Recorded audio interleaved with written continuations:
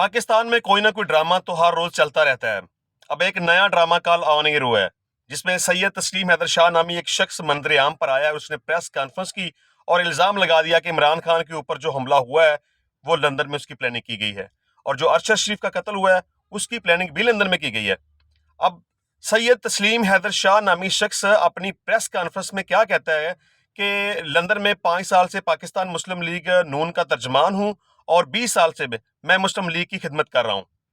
वो कहता है कि जी, लंदन में नवाज शरीफ ने मुझे बुलाया और मेरी उनके साथ इस हवाले से 3 दफा मुलाकात हुई है कि अरशद शरीफ को और इमरान खान को कत्ल करना है।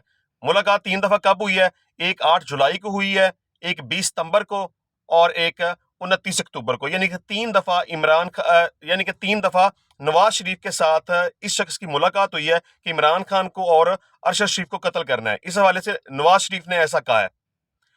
अब जब उससे पूछा गया कि मुलाकात में एक और कौन कौन शामिल था, तो उसने नाम बताने से इनकार कर दिया और कहा है कि मैं बाद में बताऊंगा कि मुलाकात में कौन कौन शामिल था। कहा यह गया कि इमरान खान और अरशद शरीफ को कत्ल करना है नए आर्मी चीफ की तकर्री से पहले पहले। वो ये भी कहता है कि मेरा नवाज शरीफ के सामने ये तारफ करवाया गया कि मैं गुजरात में हूं और डंडी पट्टी कैम हूं और मेरे पास शूटर्स भी मौजूद हैं। फिर कहता है कि नवाज शरीफ ने कहा कि शूटर्स आप दें और जगह हम आपको देंगे, वजीराबाद में आप वकूआ करें, इमरान खान के ऊपर हमला करवाएं, उसको मारें, तो इसमें सारा इल्जाम पंजाब गवर्नमेंट के ऊपर आएगा। और बाद में उसने कहा कि जब मैंने ये इनकार कर दिया तो नवाज शरीफ ने कहा कि हमने खुद ही शूटर का इंतजाम कर लिया है। अब इस सैयद तस्लीम का कहना है कि जी, मुझे सारी मालूमात हैं कि ये सारा मामला, सारा वाकया किस तरह से हुआ है, और इस मीटिंग से जितने भी सबूत हैं वो मेरे पास हैं।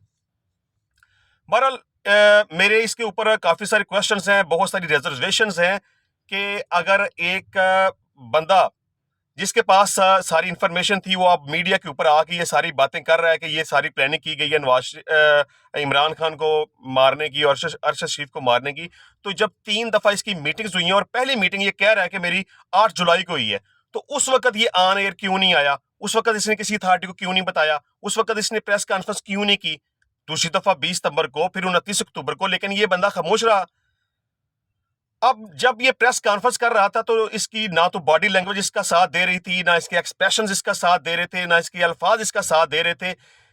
ये बंदा कंफ्यूज था, इसको नहीं पता था। ये एक पड़ी पढ़ाई पट्टी थी जो वो सुना रहा था। ये प्लानिंग कोई और थी, इसके पीछे कोई और था। इसको तो सिर्फ आगे एक डमी के तौर पे पेश किया गया। अब इसके पीछे क्या है, इसके पीछे कौन है, ये सारी प्लानिंग क्या है, इसका वक्त के साथ साथ पता चलेगा। बहरहाल मेरी ओपिनियन के मुताबिक ये बंदा भी गिल्टी हो सकता है, इसको भी शामिल तफ्तीश किया जाना चाहिए, क्योंकि कम अज कम इसने और कुछ नहीं तो ये तो कन्फेशन किया है ना कि मैं इस कॉन्स्पिरेसी का हिस्सा हूं और मुझे सारी मालूमात हैं। तो जब ये सारी कंस्पिरेसी का हिस्सा है तो फिर तो ये गिल्टी है।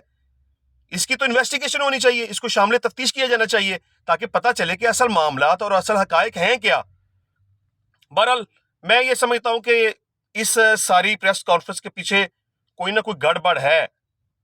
ये सब कुछ इतना सीधा, इतना स्ट्रेट फॉरवर्ड नहीं है। इसको एक प्लानिंग के तहत और मनसूबाबंदी के तहत कैमरे के सामने लाया गया है। इसकी इन्वेस्टिगेशन होनी चाहिए।